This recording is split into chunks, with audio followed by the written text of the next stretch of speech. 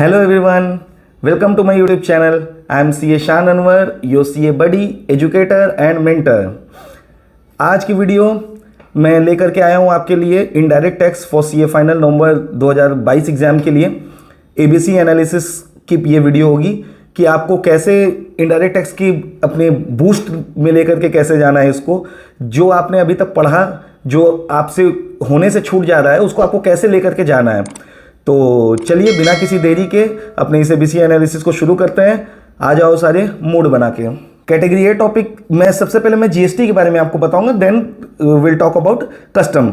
तो जीएसटी में आपको कैटेगरी ए में क्या क्या करना है। सबसे पहले इनपुट टैक्स क्रेडिट, इसको आपको बहुत अच्छे से कवर करके चलना है, इनपुट टैक्स क्रेडिट, क्योंकि जो मैंने कैटेगरी में टॉपिक्स रखे हैं ना, बिना इसके जीएसटी का पेपर बन ही नहीं सकता। और सिर्फ जीएसटी के कैटेगरी से आपको 70 to 75% का मतलब क्वेश्चन पेपर में आपको क्वेश्चंस मिलेंगे ही मिलेंगे फॉर श्योर। तो इनपुट टैक्स क्रेडिट एकदम अच्छे से 2 बार 3 बार 4 बार जितना आपको टाइम मिले उसको रिवाइज कर जाओ इनपुट टैक्स क्रेडिट को। फिर वैल्यू ऑफ सप्लाई, जिसमें जीएसटी की मतलब वो कंप्यूटेशन वगैरह रहते हैं, वैल्यू ऑफ सप्लाई, इसको अच्छे से कर लो। एग्जेम्पशन के क्वेश्चंस आपको देखने को मिल सकते हैं एमसीक्यू में भी, और एग्जेम्पशन के क्वेश्चन आपको एक बड़े क्वेश्चन के फॉर्मेट में मिल सकते हैं। दोनों नंबर के एक एक एग्जेम्पशंस की एडजस्टमेंट आपको दे दी जाएगी और बोला जाएगा कि जीएसटी एप्लीकेबल होगा कि नहीं बताइए। तो एग्जेम्पशंस को एकदम अच्छे से करके चलेंगे आप। रजिस्ट्रेशन का टॉपिक कि कब मैंडेटरी रजिस्ट्रेशन है, कब वॉलंटरी रजिस्ट्रेशन है, इंट्रा स्टेट है, इंटर स्टेट है, तो क्या करना है, ये आपको रजिस्ट्रेशन का टॉपिक अच्छे से करके चलना है। रिफंड ऑफ जीएसटी, कितना रिफंड मिलेगा, इसका फॉर्मूला क्या है। आईटीआरएस जो इन्वर्टेड टैक्स स्ट्रक्चर है, इसके क्वेश्चंस आते हैं। उसके बाद फिर रिफंड के फॉर्मूला बेस्ड जो क्वेश्चंस आते हैं वो आपको करके चलने हैं। डिमांड रिकवरी को नहीं छोड़ना है डिमांड रिकवरी, क्योंकि ये लास्ट के जो टॉपिक्स होते हैं ना, जो कि प्रोसीजरल पार्ट से रिलेटेड होते हैं, वो आप छोड़ देते हो, उसमें से क्वेश्चंस आते हैं। और मजे की बात मैं आपको बताऊं, डिमांड रिकवरी वगैरह से जो क्वेश्चंस आते हैं ना, वो रिपीटेड क्वेश्चंस होते हैं। ठीक है, तो ये आपको करके चलना है। ऑफेंस एंड पेनाल्टी, ये भी आपको देख करके चलना है, क्योंकि इसमें भी ज़्यादातर ये आपको डीटी की तरह हर एक पेनाल्टी का एक अलग अलग क्राइटेरिया नहीं है कि अलग अलग सेक्शंस के लिए बहुत ही ज़्यादा डाइवर्सिफाइड पेनाल्टीज का अमाउंट हो। ये बहुत ही ईजी आईडीटी की है। ठीक है, पेनाल्टीज। उसके बाद जब आप कैटेगरी ए को कवर कर लोगे, देन आप कैटेगरी बी की तरफ मूव करोगे। कैटेगरी बी 20 से 25 मार्क्स कवर करता है फॉर जीएसटी। उसमें आपको प्लेस ऑफ सप्लाई के क्वेश्चंस को देखना है। प्लेस ऑफ सप्लाई के प्रोविजन को अच्छे से कर लेना, क्योंकि लॉन्ग क्वेश्चंस में या फिर एमसीक्यू में जो केस स्टडीज बेस्ड है, प्लेस ऑफ सप्लाई से क्वेश्चन पूछ सकता है। ठीक है, उसके बाद फिर चार्ज ऑफ जीएसटी का जो आपका चैप्टर है, उसमें आप पूरे चैप्टर को करोगे, लेकिन खास तौर से आप जो उसमें कंपोजिशन लेवी वाला है वो एकदम अच्छे से आपको करके चलना है, जो कंपोजिशन स्कीम है। उसके बाद आरसीएम का एक टॉपिक है, छोटू सा टॉपिक है एकदम, इसको भी अच्छे से करके चलना, क्योंकि इसका आपको हो सकता है कि आरसीएम का कोई बड़ा क्वेश्चन ना दिखे, लेकिन एमसीक्यू या फिर एक बड़े क्वेश्चन के अंदर में इसके एडजस्टमेंट दे दें। ठीक है, तो ये आपको करके चलना है। ई वे बिल तो आपको कैटेगरी बी में मैंने रखा जरूर है, लेकिन ये आपको कैटेगरी ए के ही टॉपिक की तरह ट्रीट करना है, क्योंकि ई वे बिल से क्वेश्चन आपको एमसीक्यू या फिर इसमें देखने को मिलेगा। हो सकता है 2 नंबर का मिले, 1 नंबर का मिले, हो सकता है 5 नंबर का, 4 नंबर का भी मिल सकता है। तो ई वे बिल आपको करके चलना है। ठीक, फिर पेमेंट ऑफ टैक्स, जिसमें कि टीडीएस टीसीएस का कॉन्सेप्ट आता है।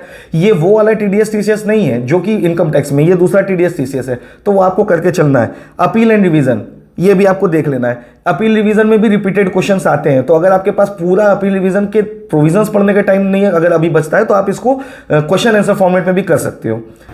Moving ahead in category B, supply under GST, इसमें आपको देखना है composite supply and mix supply. उसके बाद निगेटिव लिस्ट होती है, जो कि सप्लाई नहीं बनती है, वो भी आपको देख के चलना है। उसके बाद टाइम ऑफ सप्लाई भी आपको कैटेगरी बी में ही कवर करना है, कि गुड्स के लिए टाइम ऑफ सप्लाई क्या होगी, सर्विस के लिए टाइम ऑफ सप्लाई क्या होगी, ये भी आपको देख करके चलना है। ठीक है, ये कैटेगरी ए कैटेगरी बी से आपको मिला करके अच्छे खासे आप कवर कर चुके होंगे।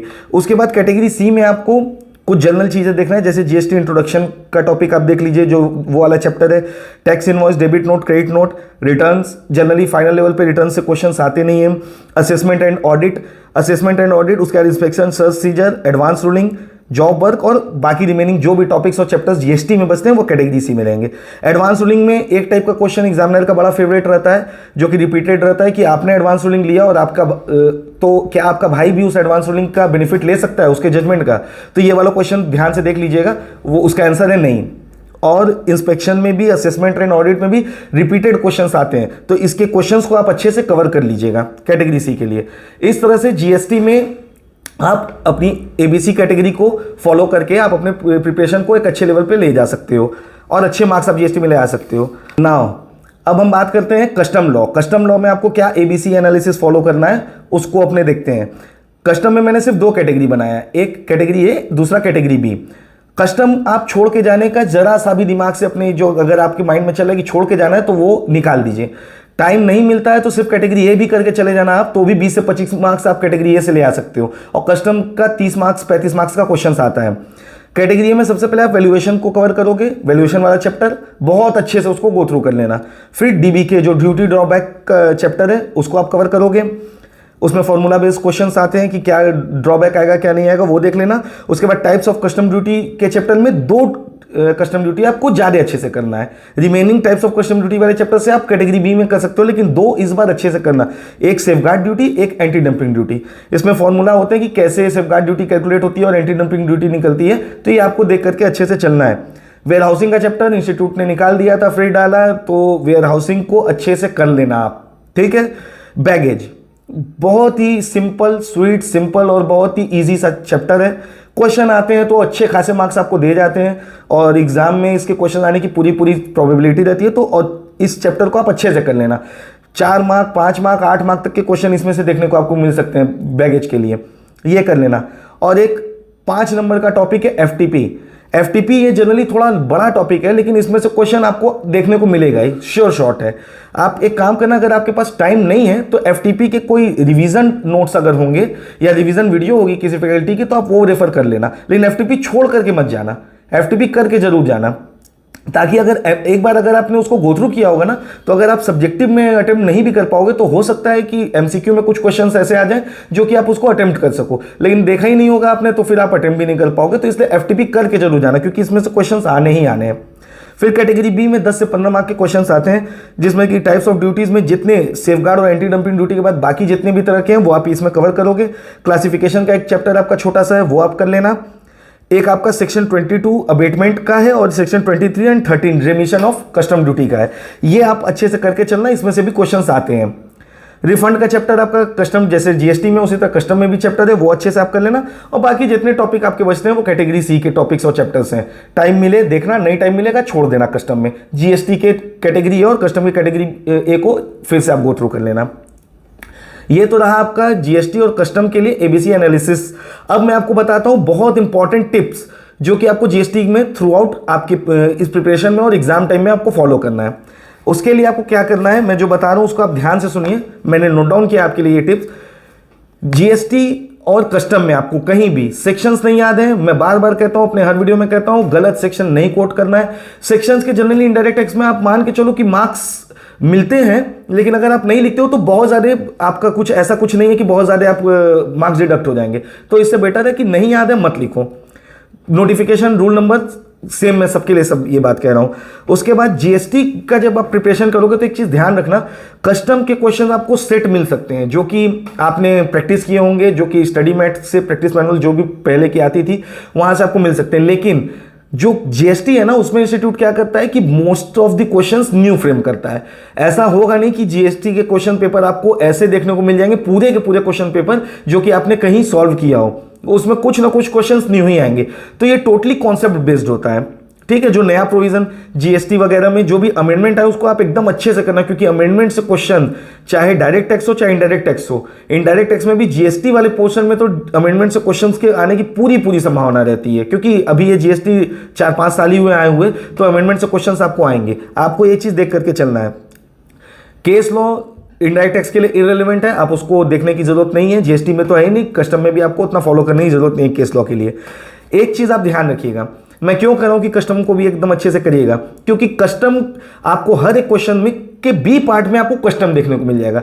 अब सपोज कीजिए कि आपने जीएसटी एकदम अच्छे से आपने तैयार किया हुआ है, एकदम you are fully prepared in GST, लेकिन कस्टम आपका तैयार नहीं है, तो आपका क्वेश्चन के जो सेट्स है ना वो आपके बिगड़ जाएंगे। आपने क्वेश्चन का क्वेश्चन नंबर मान लीजिए सपोज कीजिए 2 का ए तो कर लिया, 2 का बी आप नहीं कर पाओगे, ऐसे आपके क्वेश्चंस बिगड़ जाएंगे। इसलिए कस्टम को भी आपको इक्वली वेटेज दे के चलना है। 30-35 मार्क्स का है तो क्या हुआ, लेकिन कैटेगरी ए तो कम से कम कर ही लीजिएगा। डायरेक्ट टैक्स इनडायरेक्ट टैक्स दोनों के लिए ही मैं ये बात कह रहा हूं। अभी ये इनडायरेक्ट टैक्स की मेरी वीडियो है तो मैं इसमें बताना चाहता हूं कि इनडायरेक्ट टैक्स में तो आपके मेन सॉल्यूशंस के जितने मार्क्स होते हैं इक्वली उतने ही मार्क्स आपके वर्किंग नोट्स के होते हैं। आप कुछ भी प्लस करो चाहे माइनस करो, आपको उसका वर्किंग नोट बनाना ही है। भले एक लाइन में ही वर्किंग नोट उसका लिख दो, लेकिन उसका वर्किंग नोट आपको लिख के ही चलना है, क्योंकि अगर मेन स्टेप पे आपको एक नंबर मिलना है तो वर्किंग नोट पे आधे मार्क्स आपको मिलने ही मिलने हैं। तो ये मत सोचना कि मेन सॉल्यूशन मैंने कर दिया, वर्किंग नोट मैंने नहीं लिखा या वर्किंग नोट खराब बना दिया तो मुझे मार्क्स मिल जाएंगे, नहीं मिलेंगे। ठीक है, वर्किंग नोट पे आप एकदम ध्यान से आपको वो करना है। एक चीज आप और फॉलो कर सकते हो कि आप चाहे तो वर्किंग नोट सॉल्यूशन स्टार्ट करने के साथ ही बना सकते हो, एक साथ पूरे वर्किंग नोट, फिर आप मेन सॉल्यूशन करो। चाहे तो आप वर्किंग नोट को बाद में करो।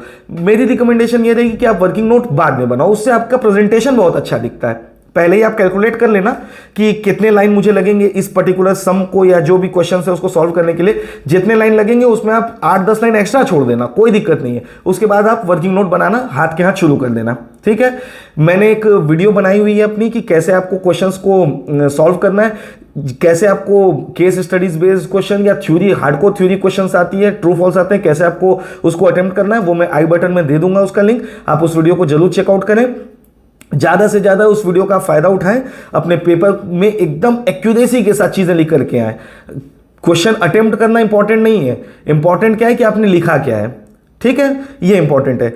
जो मैंने एबीसी एनालिसिस आपको ये अभी आईडीटी की बताई है, उसका मैं कोशिश करूंगा कि डिस्क्रिप्शन में लिंक दे दूं, या फिर आप मेरे चैनल के थ्रू आप मुझसे कांटेक्ट कर सकते हैं टेलीग्राम में, तो टेलीग्राम पे आप मुझे मैसेज करें, मैं वहां प्रोवाइड करा दूंगा।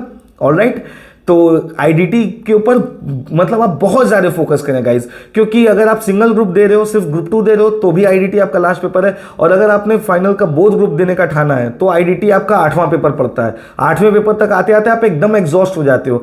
जबकि मैं ये बताऊं, at the same point of time second group में आईडीटी ही एक ऐसा पेपर है जिसमें अगर आपने एग्जामिनेशन ले आ दिया तो सेकंड ग्रुप आपका पार हो जाता है, क्योंकि इसमें बहुत ज़्यादा कुछ लोग इसको स्ट्रगल होता है आईडीटी में। लेकिन आईडीटी आपने ऑफिस में भी किया होगा, और या फिर मतलब आपको अच्छा लगेगा इसको करने में। बहुत सारे ट्रिकी क्वेश्चंस इसमें आने का वो नहीं रहता है, और बहुत सारे डीटी के कंपैरिजन में ये वास्ट सिलेबस भी नहीं है। ठीक है, तो एकदम अपने लर्निंग को एंजॉय कीजिए, अच्छे से पढ़ाई कीजिए। आप मेरे चैनल को सब्सक्राइब कीजिए, इस वीडियो को बहुत ज़्यादा से ज़्यादा लोगों तक शेयर कीजिए। Okay, take very good care of yourself. See you in some another video. Till then, bye bye.